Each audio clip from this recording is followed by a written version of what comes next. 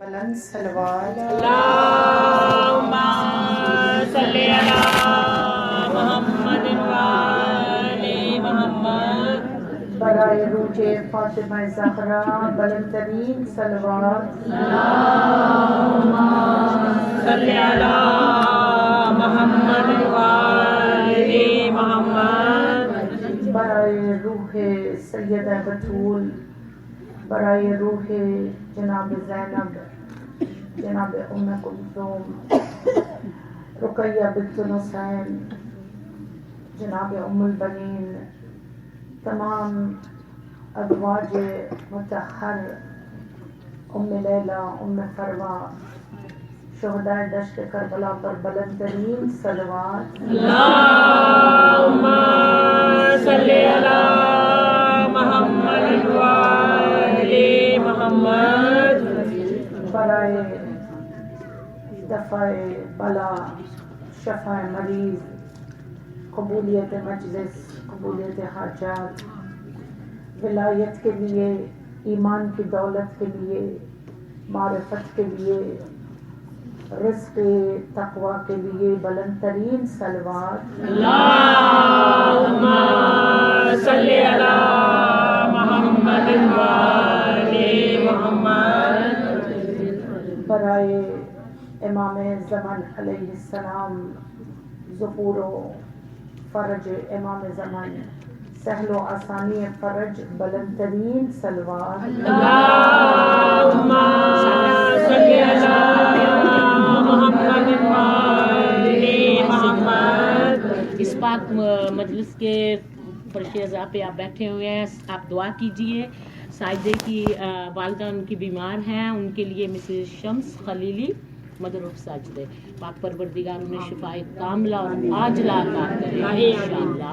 اعوذ باللہ السمیع العلیم من الشیطان اللعین الرجیم، بسم اللہ الرحمن الرحیم، الحمدللہ الذی هدانا لهذا وما كنا لنهتدي لولا أن هدانا الله حسبنا الله ونعم الوكيل نعم المولى ونعم النصير لا حول ولا قوة إلا بالله العلي العظيم، ثم الصلاة والسلام على أشرف الأنبياء والمرسلين، خاتم النبيين، سيدنا ونبينا والشافي ذنوبنا مولانا ومولى القونين، امامنا و امام القبلتین جدی الامام حسن والحسین ابو القاسم محمد، اللهم صل على محمد وآل محمد وآلہ الطیبین الطاہرین المعصومین المظلومین، ولعنة الله على أعدائهم أجمعين من الأولين والآخرين هذا اليوم إلى يوم الدين، سيما على بقية الله في الأرضين وحجة الله على العالمين، روحي وأرواحنا المؤمنين والمؤمنات لقل فدا یا مولا۔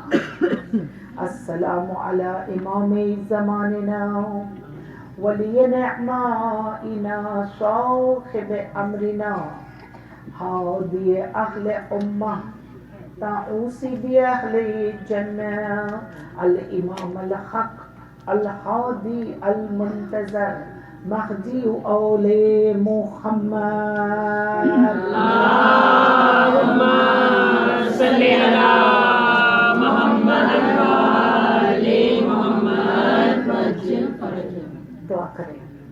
اللہم عجل فرجہم وسہل مخرجہم وقرب زمانہم واخلق اعداءہم وکثرت انصارہم وآوانک. اللہم انفعنا بحبی واشرنا فی زمرتی وتحت لواء الحمد. آمین یا رب العالمین. صلوات پڑھیں. اللہم صلی علی محمد وعلی محمد. اما بعد، الحمدللہ الذی جعلنا من المتمسکین بولایت امیر المؤمنین علی بن ابی طالب والائمة من بعده. اما بعد، فقد قال اللہ تبارک وتعالی فی قرآن الحکیم وکتاب المبین وفرقانہ المجید وقولہ الحق وهو اصدق الصادقین. بسم اللہ الرحمن الرحیم. وَلِمَنِ انتصر بعد ظلمه فَأُولَئِكَ مَا عَلَيْهِم مِّن سَبِيلٍ إِنَّمَا السَّبِيلُ عَلَى الَّذِينَ يَظْلِمُونَ النَّاسَ وَيَبْغُونَ فِي الْأَرْضِ بِغَيْرِ الْحَقِّ أُولَئِكَ لَهُمْ عَذَابٌ أَلِيمٌ. رَبِّ اشْرَحْ لِي صَدْرِي وَيَسِّرْ لِي أَمْرِي وَاحْلُلْ عُقْدَةً مِّن لِّسَانِي يَفْقَهُوا قَوْلِی. حاضرین مومنات، کنیزان زینب، سوگواران سید مظلوم، سلام علیکم ورحمۃ اللہ وبرکاتہ. وعلیکم السلام ورحمۃ اللہ وبرکاتہ. مجلس اعزاں، ماہ سفر کا چاند مصیبت زدہ سیدانیہ سفر میں ہے، اور ان آل اطہار کہ جن کی صداقت، عصمت و طہارت کی گواہیاں قرآن نے دی، کبھی دربار شرابی میں ہے اور کبھی ظالم حکمران کے دربار میں ہے. یہ چاند مصیبت کی خبر لاتا ہے. محرم کا چاند نکلا تھا، ابھی گھرانے محفوظ تھے، گلشن کی کلیاں کھل رہی تھی، اور اسی غرض سے اس ماہ کی مجلس سے بی بی کو پرسا دل کھول کے دیا جائے، کیونکہ حقیقتاً ابھی تو بی بی آئی ہے ہم سے آنسوؤں کی سوغات لیتے، اور اس فرش کا مالک وہ جو پردے غیبت میں ہے، وہ جو منتظر ہے، اور وہ جو تلاش کرتا ہے ان مقامات کو کہ جہاں پر فرش بچھتا ہے. اسی امام کے قصاص، اسی امام کے اپنے جد کے قصاص طلب کرنے کی داستان قرآن نے بھی بیان کی ہے. اس کے قبل کہ قرآن مجید کے اس آیت کے جس کو میں نے سرنامہ کلام دیا، آپ کی خدمت میں یہ ہماری آخری خدمت ہوگی.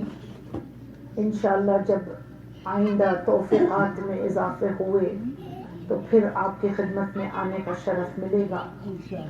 لیکن آج یہ مجلس سے آپ اور ہم جو مخاطب میں آپ سے ہو رہی ہیں، الخوئی سینٹر کی یہ میری آج کی لاسٹ مجلس ہے، اور انشاءاللہ خداوند متعال ہماری اور آپ کے تمام محنتوں کا ثمر یہ دیں کہ ادنا سا اگر ایک جملہ آپ کے دلوں پر نوشتہ کر چکا تو ہمارے اور آپ کے اس عشرے کا کامیاب ہونے کا سبب بن جائے، قبروں کے نور اور دلوں کی روشنی کا سبب بنے.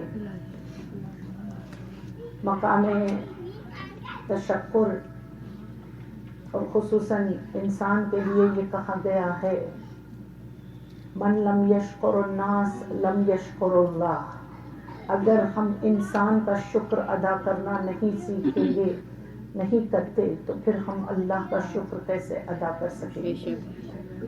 مشکور ہوں تمام آرگنائزرز کا مجالس کے، خصوصاً سسٹر روبی کی اور نویدہ باجی، جنہوں نے مجالسوں کا انتظام خلوص دل کے ساتھ کیا، اور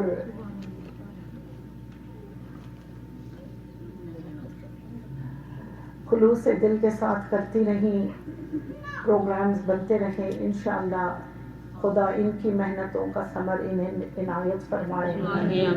راہ امام حسین میں جو کچھ انسان کرتا ہے، چاہے وہ بٹھانا ہو، اٹھانا ہو، کھانا کھلانا، جوتوں کو طے کرنا، جو ہر ایک چیز میں یہ ان والنٹیئرز کے لیے جو دن اور رات یہاں پر کام کر کے مجالسوں کو سکسیسفل بناتے ہیں، ان سب کی خدمت میں فرداً شکریہ کہ آپ نے مجالسوں میں اتنی محنتیں کی، اور پھر خصوصاً سامعین جو آپ آتے رہے، سنتے رہے، مجالسوں کی زینت بنتے رہے۔ خدا ہم اور آپ کو اس فرش عزا کی اہمیت، عظمت اور اس کی محبت ہمارے دلوں میں اور ہماری نسلوں میں منتقل کرے، اور یہ وہ مصائب ہے کہ جس مصائب سے تمام دیگر ارکان عبادت کو زندگی ملتی ہے۔ یہ عزاداری وہ پہلو دین ہے کہ جس سے تمام ادیان، ہمارے دین کے تمام ارکان کو زندگی ملتی ہے۔ ولایت کے بغیر اور محبت آل محمد کے بغیر ایک بھی عبادت قابل قبول نہیں، اور اسی کے چلتے ہم اور آپ سلسلہ کلام کو اس منزل تک پہنچائے۔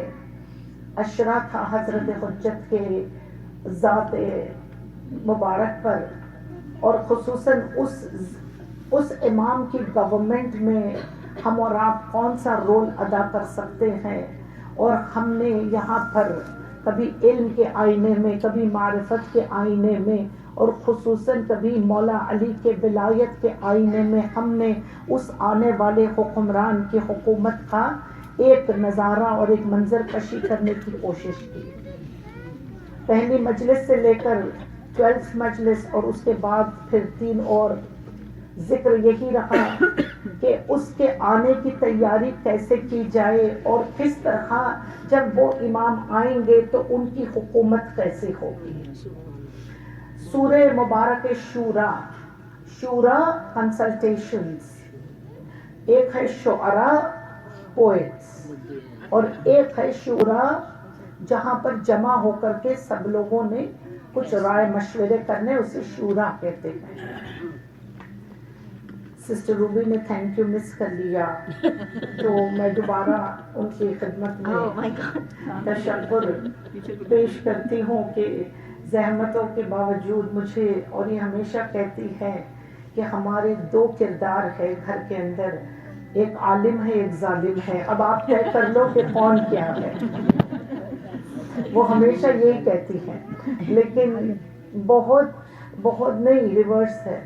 ہاں، بہت ہی ایسے گھر والا ماحول ہے کہ ہم there is no question of کہ ہم اپنے گھر سے باہر ہیں۔ بہرحال انہوں نے جو کیا ہے اور کرتی رہی ہے، not just for me, for any ذاکرہ that comes، ہر جو ذکر کرنے والا آتا ہے اس کو اسی معیار پر عزت اور اسی معیار پر گھر کے اندر تمام سہولتیں، تو کوئی سوال ہی نہیں اٹھتا کہ کوئی مطلب باعث ہے کسی کے لیے، یہ ان کے دل کا خلوص ہے، اور اسی وجہ سے شاید اللہ ترقیوں پہ ترقی نہ صرف دنیا کی لیکن دین کی بھی دیتا ہے۔ سلوات پڑھ دیں ان کے لیے آپ۔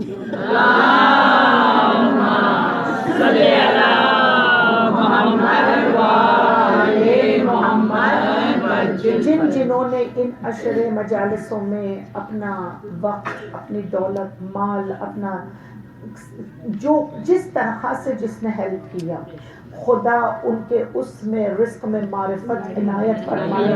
اور خصوصاً میں جب بھی یہاں پر دعا کرتی ہوں تو اس کے لیے دعا کرتی ہوں جو چیز کے لیے ہم دعا خود کبھی کرنا بھول جاتے ہیں.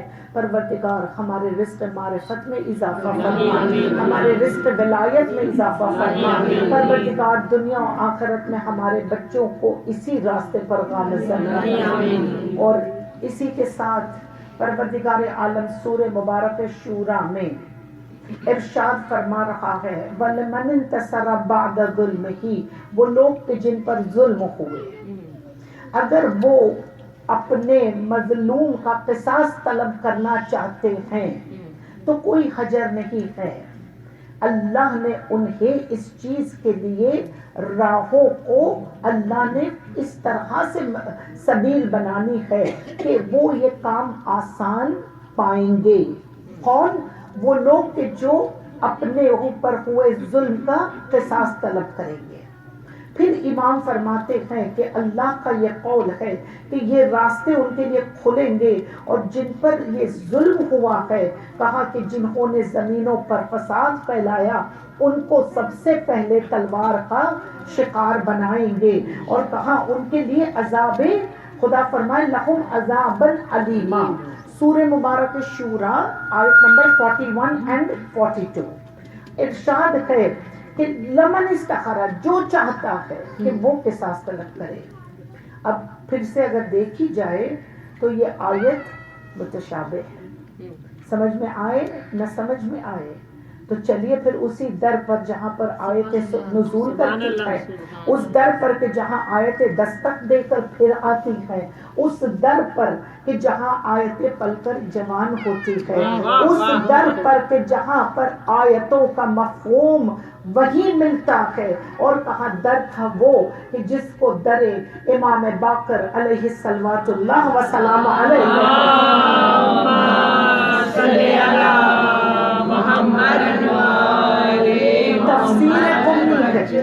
تفسیر امی. اور اس میں میرے اور آپ کے پانچویں امام سے یہ حدیث اس آیت کے زیر تفسیر ملتی ہے. امام سے پوچھا گیا اور راوی ہے محمد بن مسلم، فرماتا ہے کہ فرزند رسول اس آیت نمبر 41 جو شعراء کے اندر ملتی ہے، مطلب کیا ہے مولا؟ کون لوگ ہیں جو قصاص کریں گے؟ کون لوگ ہیں جنہوں نے زمین پر فساد پھیلایا؟ کون وہ ہے کہ جس کے لیے خدا زمینوں کو سبیل بنائے گا، راستے ایزی بنائے گا اور آسان کر دے گا؟ امام کا ارشاد ہے کہ سنو، وہ لوگ کہ جن پر ظلم ہوا وہ ہماری خود کی ذات، یعنی ائمہ تاخرین بنو ہاشم کی ذات پر جو ظلم ہوا. پھر کہا کون؟ فساد کس نے پھیلایا؟ تو امام نے ارشاد کیا کہ بنو امیت نے جو دنیا میں فساد پھیلایا. کہا پھر کون قصاص لے گا؟ قصاص کون لے گا؟ تو کہا قصاص وہ لے گا کہ جو ہمارے نسلوں میں سے آخر آنے والا. آج کہا کہ یہ قائم آل محمد کہ اللہم صلی علی محمد یہ قائم آل محمد. اور سنیے گا، اور اے شیعہ تو اپنی تقدیر پر ناز کر. کیا کہا مولا نے؟ یہ قائم آل محمد اور ان کے اصحاب کے بارے میں خدا فرما رہا ہے کہ وہ لوگ جو زمین میں قصاص طلب کرنا چاہتے ہیں تو یہاں پر سنگل انسان نہیں ہے، اس سنگل فرد کے ساتھ لوگ جمع ہو جائیں گے، وہ قصاص طلب کریں گے ان سے جنہوں نے فساد دنیا میں پھیلایا. امام سے پوچھا گیا فساد کون پھیلانے والا تھا؟ تو کہا اول الظلم الظالمین حق محمد و آل محمد. کہا وہ کہ جس نے پہلا حق غصب کیا، وہ کہ جس نے پہلی سرکشی کی، وہ کہ جن کے لیے خود زہرا و مرضیہ نے کہا میں اس وقت تک اپنی نمازوں کو تمام نہیں کرتی جب تک کہ میں جبت و طاغوت پر لعنت نہ بھیج دے. اب جبت و طاغوت دو شخصیتیں تھی، لیکن بیوی نے ہمیں وہ شخصیتیں تو مرتے مر گئی، لیکن بیوی نے ہم سے کہا کہ دیکھو ان شخصیتوں کی سوچ سے بھی تم دور رہنا. ہمیں ان شخصیتوں کا انٹروڈکشن بھی کروایا، جیسے کہ جناب آسیہ نے قرآن میں کہا نجنی من فرعون و نجنی من عملہ، مجھے فرعون کی شخصیت نمبر 1 اور اس کے عمل یعنی اس کی سوچ، اس کی ذہنیت سے بھی نجات دے دے. تو یہاں پر بیوی کا یہ کہنا اس پرٹیکولر انسان کے لیے تو ہے ہی، لیکن ہم سے کہہ رہی ہے دیکھو یہ ہم 10 ہجرہ میں پڑھ رہے ہیں، ہم 10 ہجرہ میں یہ پڑھ رہے ہیں، تمہیں 1400 ہجرہ کے اندر تمہیں اس چیز سے پرہیز کرنا ہوگا. اور پھر کہا کہ وہ لوگ کہ جو اگر قصاص طلب کرنے جائیں گے تو خدا ان کی اللہ کیا کہہ رہا ہے، وہ لوگ جو زمین میں غیب ہے، وہ لوگ جو ابھر کے آئیں گے. اب یہاں پر حضرت حجت کی طرف نشاندہی ہے، وہ لوگ جو غیب ہے جو ابھر کے آئیں گے، اور کہا تم ہمیں مددگار پاؤ گے. یہ ہے وہ امام کہ جس کی ولایت کا موضوع میرے اور آپ کے لیے اتنا اہم. کہا معرفت ہے کیا؟ کہا معرفت کچھ بھی نہیں ہے کہ ان سے محبت کرو اور ان کی پہچان رکھو. آئیے معرفت کیا ہوتی ہے. مسلسل میں نے میرے مولا کی باتوں کو آپ کی خدمت میں رکھ کر کے کبھی نہج البلاغہ کے آئینے میں، کبھی خطبات کے آئینے میں، کبھی میرے مولا کے حیات طیب کے آئینے میں ہم نے یہی اشارے کیے کہ جو پہلے کی حکومت تھی وہی آخر کی حکومت، جو پہلے کا نظریہ ہے وہی آخر کا نظریہ. تو کہا ولایت ایک ایسا موضوع ہے، میں آپ کو کیا سمجھاؤں کہ ولایت کیا ہے. نہج البلاغہ کا خطبہ، اور نہج البلاغہ کے خطبے میں مولا کی زبان سے ولایت کی تعریف سنیے. ایک مرتبہ زمانہ ہے، کہتے جودہ بن حبیرہ کیا دیکھتا ہے کہ میرا مولا ہے اور مولا کا لباس کیسا ہے. تو اب دیکھیے ایکسپلین کرتا ہے وہ کہ میں نے کشور اسلام کے امیر کو کیسے دیکھا، کشور اسلام کے امیر کو میں نے کیسے دیکھا. کہتے کہ میں نے دیکھا کہ تیز اور بہت ہی زیادہ تیز دھوپ تھی. اس دھوپ میں مجھے مولا نے کاندھوں پر ہاتھ رکھ کر کے شہر سے باہر نکالا. ہم دونوں شہر کے باہر نکلے. کہتے ایک پتھر پر ہم نے ٹیک لگائی. اتنی شدید گرمی تھی کہ مجھ سے وہ گرمی برداشت نہیں ہو رہی تھی. میں نے یہ دیکھا کہ مولا نے کیا پہنا تھا، اون کا لباس تھا. گرمی کے موسم میں اون کا لباس ہے. پھر کہا کہ جو جوتی تھی ان جوتی میں اتنے پیوند تھے کہ خرمے کے پتوں سے پیوند لگا لگا کر کہ جس کے نیچے کا حصہ جو تھا وہ بالکل گھسا ہوا تھا. تسمے درختوں کی ٹہنیوں کے تھے. جودہ کہتا ہے کہ جب میں نے اپنے امیر کو اس عالم میں دیکھا تو میں نے کہا کہ اے وسیع رسول یہ بتا دے کہ یہ گرمی میں تیرا یہ عالم کیا. کہا کیا تجھے میں یاد نہ دلاؤں کہ ایک روز ایسا ہوگا کہ جب سورج سر پر ہوگا اور قیامت کی گرمی ہوگی اور ہمیں حساب و کتاب دینا ہوگا. پھر میرے مولا نے کہا کہ یاد رکھ میں تجھے، یہ جب کبھی امام عبرت کرنا چاہتے ہیں نا تو سچویشن سے ہٹا دیتے ہیں، نارمل سچویشن سے. جیسے 9 تاریخ کو جب امام حسین سید الشہداء نے جب پورے لشکر یزید عمر سعد کو مخاطب ہونا چاہتے تھے اور وہ تاریخی خطبہ جو مولا نے دیا کہ جو نہیں پہچانتا وہ مجھے پہچان لے. اور جب مولا نے جا کر ایک سوال ان سے کیا کہ تم مجھے کیوں مارنا چاہتے ہو، تو کہا بغض میں تیرے باپ کے. تو جب وہ تاریخی خطبہ میرے مولا نے دیا تو اس وقت مولا نے سواری چینج کی. ہر روز گھوڑے پر نظر آتے تھے، آج اونٹ پر آ گئے. لباس تبدیل کیا، روز اپنی ابا پہنتے تھے، آج نانا کی ابا. روز سر پر امامہ اپنے بابا کے ورثے کا تھا. تو کہا وارث نے اپنے ابا کو امامہ ہر چیز بدلی تاکہ لوگ تبرکات کے ذریعے سے امام کو پہچانے کہ جی یہ وہ ہے. اور دوسرا کہ لوگوں کو جو ہم ہر روز ایک ہی طرح سے کسی کو دیکھنے کے عادی ہو تو ذہن اس کو بائی یوز ٹو روٹین ہو جاتی ہے. جب اچانک ہم اس کو الگ دیکھتے ہیں تو وہ الگ امیج جو ہوتی ہے وہ بہت دنوں تک یاد رہتی ہے.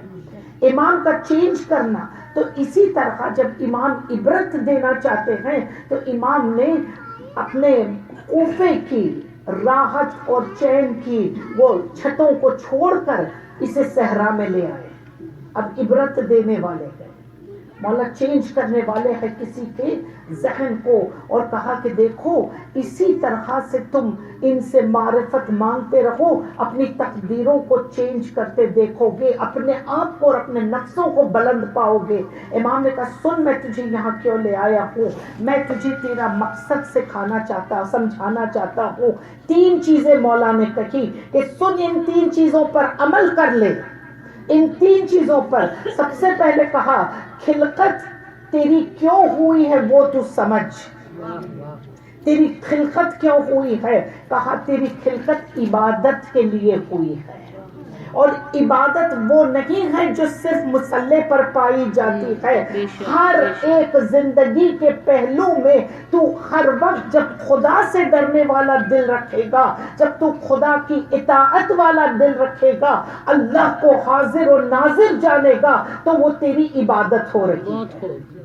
تیری عبادت ہو رہی ہے. پھر وہ روز کی ڈیلنگز میں کیوں نہ ہو, وہ بھائی بہن کے رشتے میں کیوں نہ ہو, وہ شوہر و بیوی کا رشتہ کیوں نہ ہو, اولاد ماں اولاد کی تربیت کرے اس میں. کہا ہر ایک اپنے رشتے میں خدا کا خوف لے آؤ, اور جب تم وہ لے آؤ گے پھر میرے مولا فرماتے ہیں دیکھو جب تمہارا مقصد عبادت ہے خلقت کا, پھر عبادت سے فوری طور پر تمہیں جب نعمت ملتی ہے تو تم پر فرض ہے کہ تم شکر کرو, نعمتوں میں شکر کرو. اور کہا خدا کی ذات سے ڈرتے رہو, اور اتقوا اللہ مولا نے 3 مرتبہ کرا.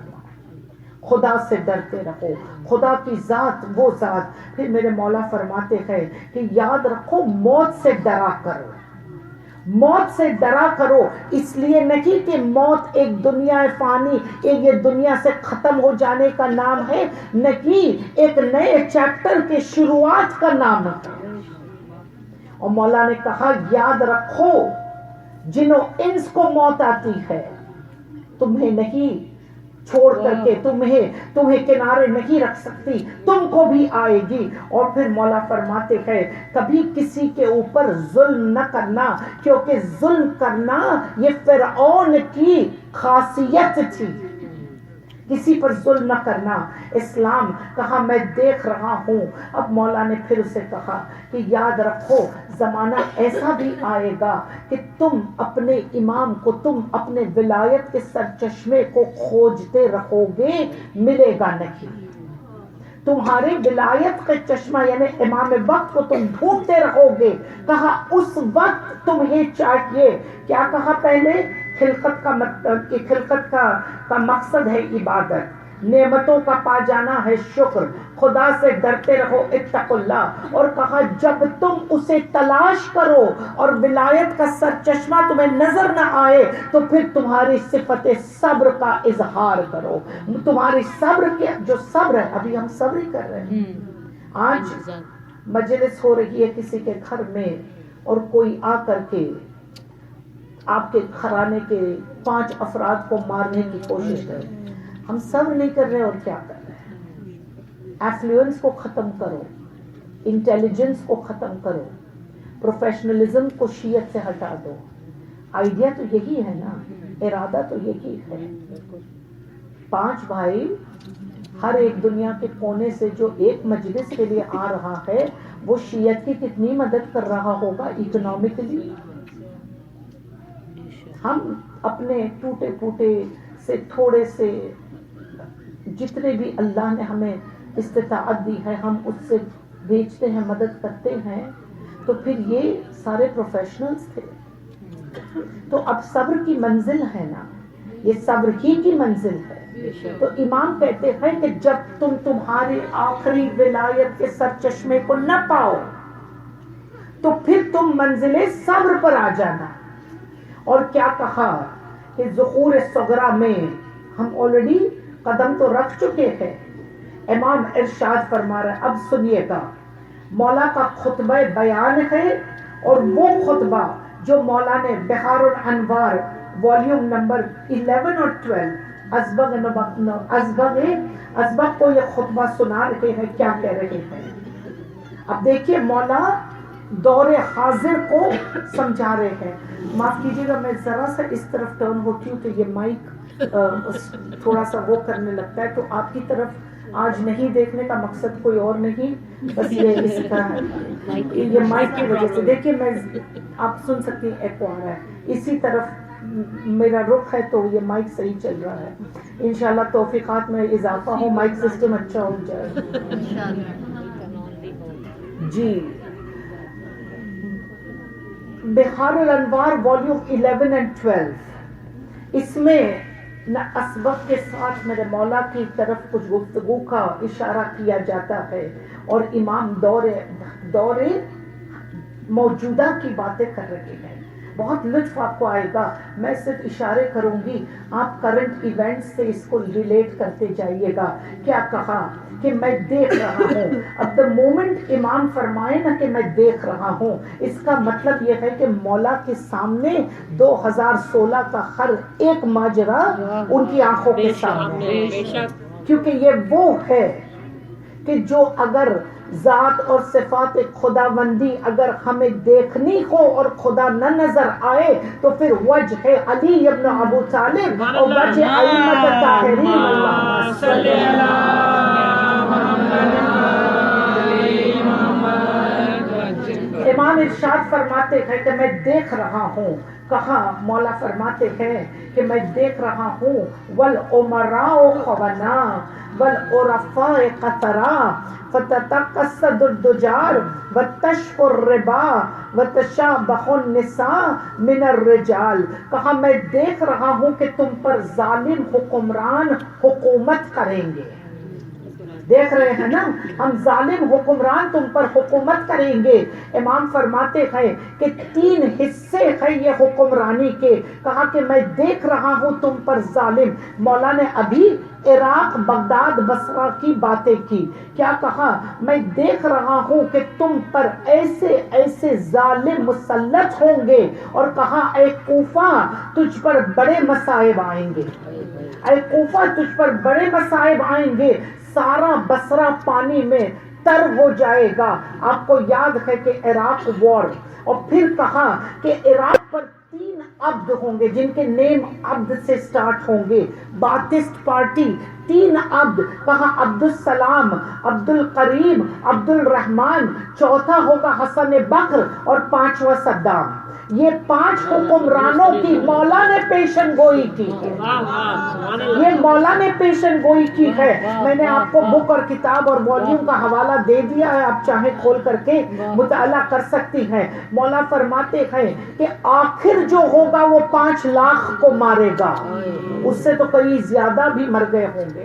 مولا نے 5 لاکھ اس کے ہاتھوں سے مرنے کی بات کی ہے. اور کہا میرے نیک بندے اس زمین پر فقیرانہ حالوں میں ٹھہریں گے. میرے نیک بندے. کیا خیال ہے آپ کا آغا خوئی کو کتنے زمانے تک نظر قید رکھا تھا؟ میرے نیک بندے. آغا محسن حکیم ہر ایک برجردی 35 ایئرز تک صدام ملعون کی حکومت رکھی, اور اس 35 سال میں 35,000 مرتبہ شیعہ پامال ہوئے. اور پھر کہا سنو, ظلم بڑھتا جائے گا, اور جب ظلم اتنا بڑھے گا کہ تم ہمارے قائم کو بلاؤ گے, لیکن میرا قائم اس وقت تک نہیں آ سکتا جب تک تم اپنی اصلاح نہیں کر لیتے. We call him. لیکن اصلاح کی ذمہ داری خود ہماری ہے. کہتے اس وقت تک وہ نہیں آئے گا. اور پھر مولا فرماتے ہیں کہ میرے اس زمانے میں تمہارے اوپر ظالم حکمران حکومت کریں گے. والعرفاء کثرا، عارف بہت ہوں گے. عارف معرفت رکھنے والے، عارف بہت ہوں گے، لیکن ان کے دلوں کے اندر وہ معرفت اتری نہ ہوگی. کہا پہچانتے بہت ہوں گے لیکن معرفت ان کے دلوں میں اتری نہیں. پھر کہا فتقصد الدجار، کہا کہ مومن کافر کے سامنے عاجز ہوگا، مومن کافر کے سامنے عاجز ہوگا. ظالم حکمران اس طرح سے حکومت کرے گا کہ ہر ایک جو اس کے حکمرانی میں ہوگا یا تو وہ مارا جائے گا یا لٹتا جائے گا. بتائیے آج کائنات میں کیا ہو رہا ہے. آپ اگر یمن کو دیکھ لیں، بحرین کو دیکھ لیں، پاکستان کو دیکھ لیں، افغانستان کو، شام کو، جہاں آپ کی نظر ہے، کہا اگر حکمران کو نکالنا ہے لیکن ہمارے پاس یونٹی نہیں، نہ اتنا ہمارے پاس جو نفس ہونا چاہیے ویسا ایک نفس نہیں ہے. ایک چھوٹے سے ادارے میں اتنے تفرقے ہیں تو پھر یونائٹڈ فرنٹ کیسے ہو سکتا ہے. ایک چھوٹے سے ادارے میں ہی نفسا نفسی کا عالم ہے اور ہم کہتے الجل. It's time to maybe think a lot. It's a time to think. ہمیں سوچنے کی یہ مقام ہے. میں نہیں کہتی، مولا فرمائے کہ پھر کیا کہا، مسجدیں بھری ہوں گی لیکن دل ایمان سے کورے ہوں گے. صفیں لگیں گی، جتنی اویئرنس نماز کی آج ہے اتنی پہلے نہ تھی. کہا نمازوں کی صفوں میں کھڑے ہوں گے لیکن بتوں کو بغل میں پال رہے ہوں گے. میری کیا مجال میں اس منبر سے اپنی جانب سے کچھ کہہ دوں. مولا کہتے ہیں کہ بتوں کو یہ نکال نہیں سکے، نماز کی صفوں میں کھڑے ہوں گے اور بتوں کو دلوں میں پال رکھے ہوں گے. پھر کیا کہا، کہا کہ سن لو، عورت مرد جیسی ہو جائیں گے، مرد عورت جیسے ہو جائیں گے. میرے مولا کا قول ہے نفسیات چینج ہو جائے گی، مرد عورت جیسے. کہا امام کہتے ہیں کہ عورت کاروبار کا حصہ بنے گی. عورت اگر دیکھیے یہاں پر عورت کی انڈیپینڈنس کی بات نہیں، اگر انڈیپینڈنس آف عورت کی بات ہوتی تو جناب خدیجہ سب سے بڑی اور سب سے انڈیپینڈنٹ کاروبار چلانے والی وہ واحد خاتون ہمیں تاریخ میں ملتی ہے کہ ایک ہی زمانے میں یمن سے لے کے شام اور شام سے لے کے سیریا اور سیریا سے لے کے حجاز ان کے اونٹوں کی قطار جاتی تھی. کہا کہ اتنی زیادہ دولت مند تھی خدیجہ کہ صرف ان کے اونٹوں پر جو صندوقیں لگتی تھی ان کے قطاروں کے چابیوں کی بس ایک اونٹ ڈیڈیکیٹڈ ہوتا تھا صرف چابیوں کے لیے. اتنی چابیاں ہوتی تھی ہر ایک صندوق کی. کہا مدینے میں، مکے میں جب رسول خدا سے بیاہ کر کے جب جناب خدیجہ گئی ہے اور جب وہ ہر ایک کو اسلام کی مدد پہنچی ہے تو کہا بقول ایک ہمارے استاد کے جو مکے میں کچرا چنتے تھے وہ سونے کی اینٹیں چننے لگے. جو کچرا گنتے تھے نا وہ سونے کی خدیجہ کی مدد سے. تو یہ اگر انڈیپینڈنس آف عورت کے لیے نہیں ہے، کہا کہ اگر حیا اور عفت کے ساتھ کی جائے تو پھر ہر استطاعت آپ کریں، آپ کے گھر کے اندر مدد کریں ایوری، لیکن حیا اور عفت کے ساتھ. امام کہتے ہیں کہ مرد عورت جیسے، عورت مرد جیسے، عورت کا استعمال کیا جائے گا. آؤ ایک چھوٹی سی مثال دے دوں. گھر بیچنا ہے، گاڑی بیچنی ہے تو پھر آپ عورت کا استعمال کر رہے ہو کہ آپ بل بورڈ کے اوپر عورت نظر آتی ہے. ہر چیز میں جس میں کوئی نظر نہیں ہے، کوئی چیز اگر ضروری نہیں ہے تب بھی وہاں عورت کا استعمال ہوتا ہے. میں نہیں کہتی کہ آپ پروفیشنل نہ ہو لیکن حیا اور عفت کے ساتھ. ہم خود حیا اور عفت کے ساتھ کون سی منزلوں کو ہم طے نہیں کر سکتے. اگر ایجوکیشن ہے تو عورت کے لیے ایجوکیشن جناب زینب کا وہ خطبہ بتا رہا ہے کہ در امام حسین در مولا علی نے یہی دیکھا نا امام حسین نے کہ میری بہن صرف الحمد کا خطبہ سنا رہی تھی. بتائیے ان سے زیادہ انت عالمہ غیر معلمہ. اگر دولت کوئی بری چیز ہوتی تو خدا کبھی بھی اسلام کو خدیجہ کا مقروض نہ بناتا. اسلام مقروض تھا اور رسول اور علی اور اللہ کبھی کسی کے مقروض رہ نہیں سکتے. اس لیے تو جیسے فدق ہاتھ میں آیا رسول نے فدق کو وارث خدیجہ کو دے دیا. کبھی اسلام کسی کا مقروض نہیں رہتا. یہ الگ بات ہے کہ جناب خدیجہ کی اکلوتی وارث سے وہ حق لے لیا گیا، یہ الگ بات ہے اور وہ موضوع پھر انشاءاللہ کبھی. پھر مولا فرماتے ہیں کہ سنو قاریوں کی کثرت ہوگی، قاریوں کی کثرت ہوگی اور دل آیتوں سے خالی ہوں گے. مولا کہتے قاریوں کی کثرت ہوگی. ہوتا ہے نا آج ہر ایک گھر میں آپ کو ایک قاری ملتا ہے لیکن دل میں آیتیں نہیں اتری. میں کیسے کہوں؟ مولا کہتے ہیں کہا وہ قرآن کو تم نے سمجھا ہی نہیں ہے. پھر مولا فرماتے ہیں بے وقوف عقل مندوں پہ راج کریں گے. بے وقوف عقل مندوں پہ راج کریں گے. اور یہ کیوں ہوتا ہے؟ کیوں ہوتا ہے یہ؟ when the intelligent and the just جو عادل اور عقل مند ہوتے ہیں، جو عادل اور باشعور ہوتے ہیں، وہ اپنے آپ کو ان چیزوں سے جب پرے رکھتے ہیں تو پھر ظالموں کے لیے راستہ ہموار ہو جاتا ہے. تو کہا مولا نے کہ بے وقوف عقل مندوں پر راج کریں گے.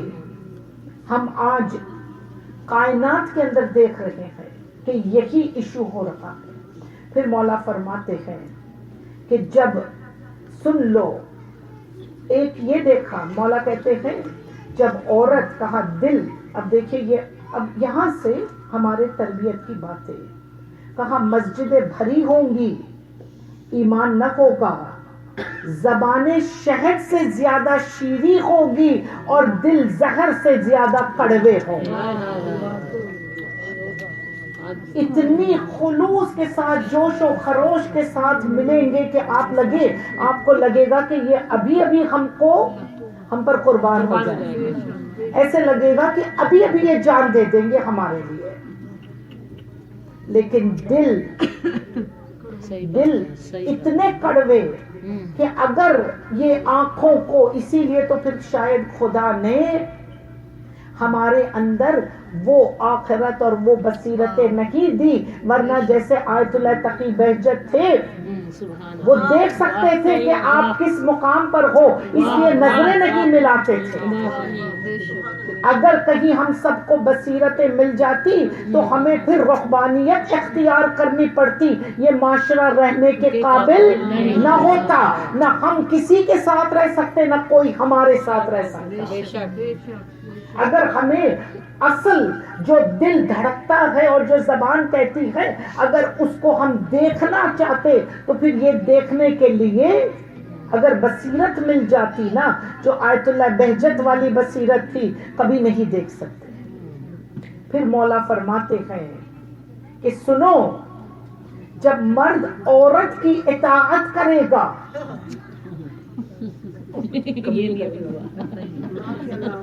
اطاعت سے مراد یہ نہیں، بہت جو سب سے زیادہ ہنس رہے ہیں وہ نہیں، I know that they're just smiling and laughing. اطاعت سے مراد کیا؟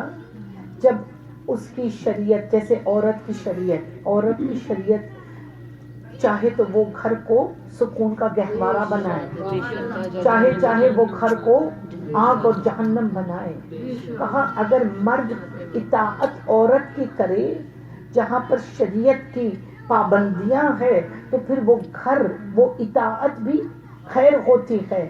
لیکن اگر بے وقوف ڈیسیشنز میں مرد عورت کی اطاعت کرے، اس لیے نہیں، میں نہیں کہتی، مولا کہتے ہیں کیونکہ عورت کو اللہ نے فطرتاً جذباتی بنایا ہے اور مرد کو اپنی عقل سے کام لینے کے لیے فطرت نے بنائی ہے. لیکن ہم کیا کہتے ہیں، جی آپ کو کیا معلوم، ہم آپ سے بتا رہے ہیں آپ کو کیا معلوم. لیکن جو اللہ نے فطرت بنائی ہے ہم اس فطرت کے خلاف نہیں جا سکتے. ہم جتنے ہی انڈیپینڈنس اور ایکوالٹی کے نعرے لگا لے، ہونی ہے ایکویٹی، ایکوالٹی نہیں ایکویٹی. بہت دو چیزوں میں فرق ہے. یہ ہے کہ اگر مرد اور عورت شانہ بشانہ کام کر لے، سب کچھ کر لے، اگر وہ ایکوالٹی چاہتی ہے تو بتا دے کہ وہ 50 پاؤنڈ اٹھا کر کے دکھائے جو مرد ایک انگلی پر اٹھا سکتا ہے. نہیں ہو سکتا. یعنی فزیکل ڈفرنسز جو ہے، جو ماں 9 مہینے اپنے شکم میں اس ناف کی بوجھ کو اٹھاتی ہے، کوئی بتا دے. اور اگر غلط بات ہوتی، اگر کوئی غلط بات ہوتی تو پھر رسول اکرم نہیں کہتے اس سے کہ جو 3 مرتبہ پوچھتا ہے میں کس سے نیکی کروں، جا تیری ماں سے، تیری ماں سے، تیری ماں سے، اور نہ کرتا کہ تیری ماں کے قدموں کے تلے جنت ہے. یہ تمام تو ظاہر ہے کہ اللہ نے ہمارا مرتبہ و رتبہ مردوں سے الگ رکھا ہے اور یہ ایک نہیں ہو سکتے. آپ لاکھ چاہیں یک نہیں ہو سکتے. بیکاز قدرت has made us and created us. ہم نہیں کہ اینٹی فیمنسٹ ہے، ہم یہ نہیں کہتے، لیکن جو خدا نے طے کیا ہے آپ کے لیے.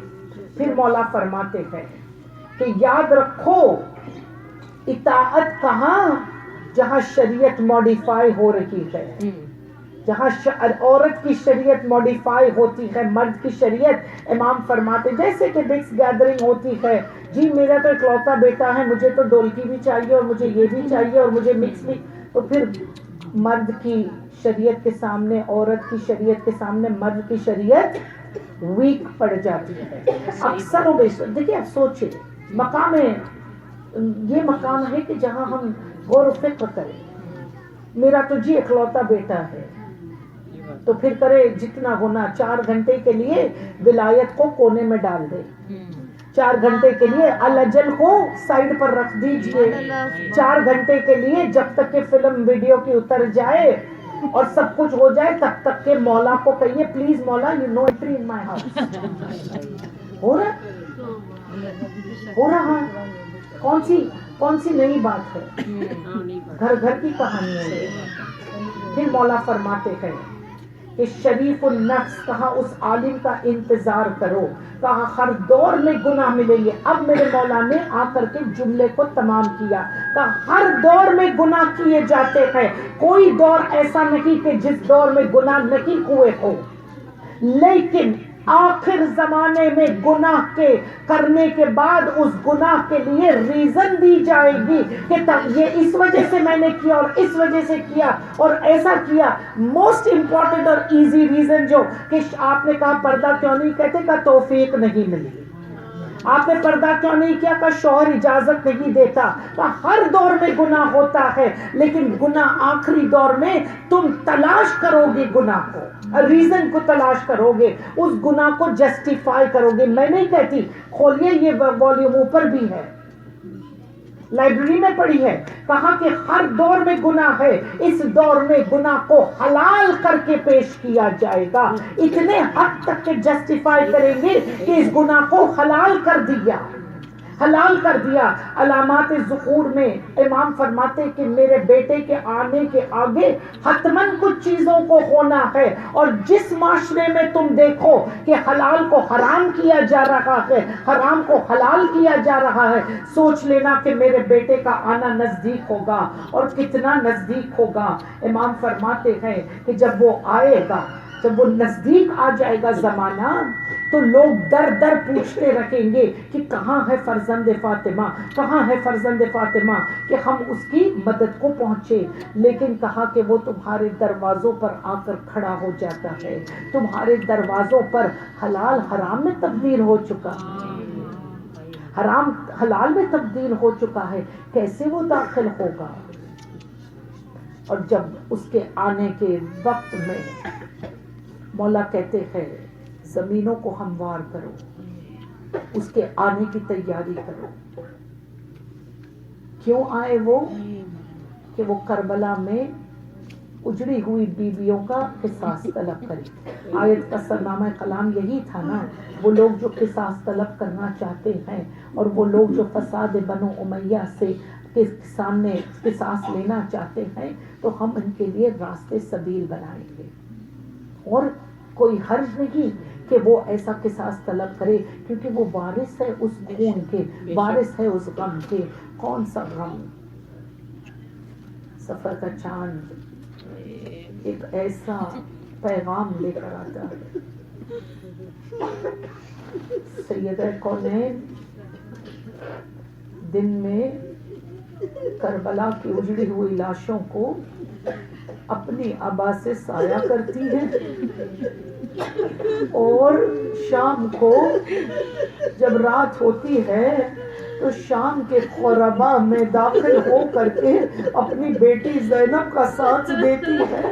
عزیزوں آج پہلی سفر ہے نا، 20 دن ہو گئے آپ کا مولا ہم سے جدا ہوا، 20 دن ہو گئے کہ سیدہ زینب سفر میں ہے. لو عزیزوں بس وہ موقع آ گیا کہ بیویوں کو کوفے سے نکال کر شام کی جانب لے جا رہے ہیں. عزیزوں دوستوں کئی ایسے شام کے قصے ملتے ہیں، لیکن میری بہن نے جو مرثیہ پڑھا، ہائے غضبناک وہ مرثیہ ہے کہ جس میں کہتے ہیں کہ جیسے قیدی بن گئے نا. بی بی رباب کہتی ہے، مقتل ابن سید ابن طاؤس میں لحق میں ملتا ہے کہ سیدہ رباب کہتی ہے کہ ساروں کو ایک ایک اونٹ میں بٹھایا گیا اور میری سکینہ کو اکیلے اونٹ میں بٹھایا گیا، اور سکینہ کو جس اونٹ میں بٹھایا گیا، ارے ننھا بدن سکینہ تھا، اونٹ پر ٹھہر نہیں سکتا تھا. سکینہ بار بار اونٹ سے گر جاتی تھی، کبھی لڑک جاتی تھی. لو عزیزوں اتنے میں شمر نے کیا کیا، اب بچی نے دونوں ہاتھ پھیلائے، اماں مجھے بچا لو. ہائے رباب کیا کرے، دونوں ہاتھ پسے گردن بندے ہیں. رباب نے دیکھا، ارے بچی نے فرات کا رخ کیا. ہم اٹھ جائیے ابو، ہم پر اتنی مصیبت. لو عزادارو اتنے میں کیا کیا شمر نے، ایک بار رسی منگوائی اور رسی منگوا کر سکینہ کو مثل بوری باندھا گیا اور سکینہ کو اونٹ کی پشت پر باندھا گیا. ہائے عزیزوں لو سن لو، آیت اللہ تعالی قاضی کہتے ہیں کہ جیسے جیسے یہ سفر میں چلتے گئے، ارے اونٹ پتھریلے پہاڑوں پر چڑھایا جاتا. سکینہ کی پشت رنگی، سکینہ کی پشت رسی کی موج سے رنگی، سکینہ کا سینہ اونٹ کی پشت سے رنگی، رگڑ جاتی تھی سکینہ. جب سکینہ کو اتارا گیا، لو بیویوں ارے خون سے گردہ چٹا ہوا. اب کیا ہوتا ہے، شہر شام قریب ہے. اتنے میں حمص نامی ایک جگہ آتی ہے. آئندہ جب آپ سفر کریں اور جب آپ کا کارواں آپ کو شام کی جانب لے چلے تو پھر حمص نامی مقام پر رک جائیے گا، زمین کو سلام کیجیے گا.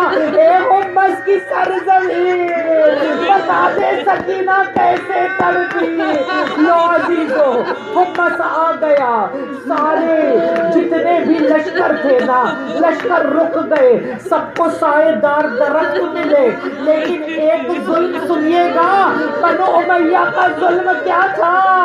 ارے ایک درخت کو مہیا کیا، سارے سروں کو نیزے سے اتارا گیا اور سروں کو ایک درخت پر لٹکایا گیا، اور جن درختوں پر سر بنے ہوئے تھے اسی درخت کے نیچے سیدانیوں کو بٹھایا گیا۔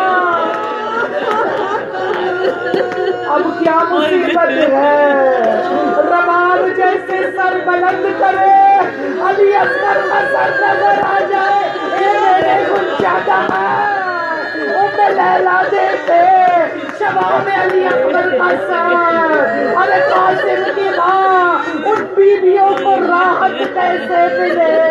اور جب رک جاتا تھا قافلہ، سکینہ کیا دیکھتی تھی کہ بڑے بڑے پانی کے چشمے کھولے جاتے تھے اور تمام جانوروں کو ان پانی کے تشتریوں میں ڈبویا جاتا تھا، کبھی سر ڈبوتے تھے کبھی پھیلاتے تھے۔ سکینہ کا دہن کتنا پیاسا تھا میں کیا بتاؤں، ہائے کہتے ہیں سکینہ نے، لیکن کبھی شبر سے پانی نہیں مانگا۔ روایت کہتی ہے سجاد میرے مولا کہتے ہیں، سجاد سے پوچھا گیا آپ کی سکینہ کتنی پیاسی، آپ کی سکینہ کتنی پیاسی تھی؟ کہا میں کیا بتاؤں، بس اتنا کہہ دوں کہ جب جب شیو اپنے جانوروں کو پانی پلا چکا، پھر جب وہ تشتری کو ہٹاتا تھا، تشتری کے نیچے کی زمین گیلی ہو جاتی تھی۔ جب وہ تشتری کی زمین جو گیلی اور نم ہوتی تھی، سکینہ اپنے آپ کو گیلی مٹی پہ گرا دیتی تھی، شاید کہیں سوکھے ہوئے دہن کو قرار ملے۔ آزادارو، سکینہ یوں تڑپتی رہی اور لشکر آگے بڑھتا رہا، زندان پر زندان۔ جب زندان میں پہنچی پوپی امام گھر کب جائیں گے؟ ہائے سکینہ آپ کو زندان میں رہنا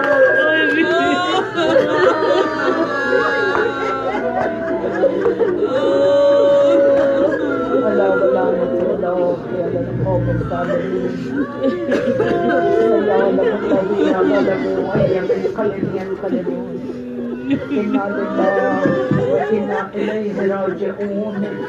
پروردگار ہماری جانب سے اس قلیل عزا کو قبول فرما، وہ لوگ کہ جو عزائے امام حسین میں شریک ہوئے ہیں دنیا و آخرت کی ہر مصیبت سے انہیں محفوظ فرما، جنہیں جو آج اس مجلس عزا میں اپنا حصہ دینے کے لیے خصوصاً جو لوگ یہاں پر آئے ہیں پڑھنے میں، پڑھانے میں، سننے میں، سنانے میں، پروردگار ہر ایک کی فردن فردن ہر مراد کو پوری کرے۔ اولاد والوں کا مجمع ہے، علی اکبر اور علی اکبر کے حضرت قاسم کے صدقے میں ہماری اولادوں کو صراط مستقیم پر گامزن، بیماروں کو شفا کام کو بھی ہدایت فرما۔ وہ امام کے جو اتنا بیمار تھا کہ جسے میلوں میل چلایا گیا، اس امام کے صدقے میں جس کی پنڈلیوں کا گوشت اتر گیا تھا، جس کے خون کی دھاریں ہر ایک راہگن میں، بیوی فاطمہ الزہرا ہر مشکل ہر موڑ پر روتی رہی،